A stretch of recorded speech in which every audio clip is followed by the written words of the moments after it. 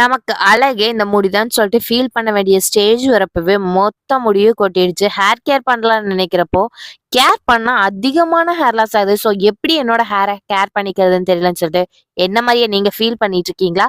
அப்ப உங்களுக்கான சூப்பரான வீடியோ தாங்க இது. இந்த ஹேர் பேக்க பாய்ஸ் அண்ட் கேர்ள்ஸ் 2 பேருமே யூஸ் பண்ணலாம். ஒரு நாளைக்கு முன்னாடியே சாதம் வடிச்ச கஞ்சிய எடுத்து வச்சோம்னா, அடுத்த நாள் பார்க்கறதுக்கு இந்த மாரி தாங்க நல்லா கெட்டியா இருக்கும்.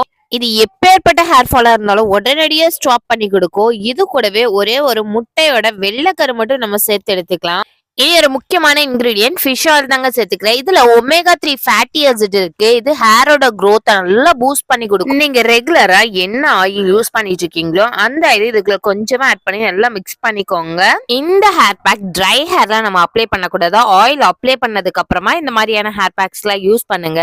இந்த hair pack scalp and hair ஃபுல்லாவே அப்ளை பண்ணிட்டு ஒரு 10 மினிட்ஸ் கழிச்சு நீங்க ஹெர்பல் பவுடர் யூஸ் பண்ணி ஹேர் வாஷ் பண்ணி பாருங்க.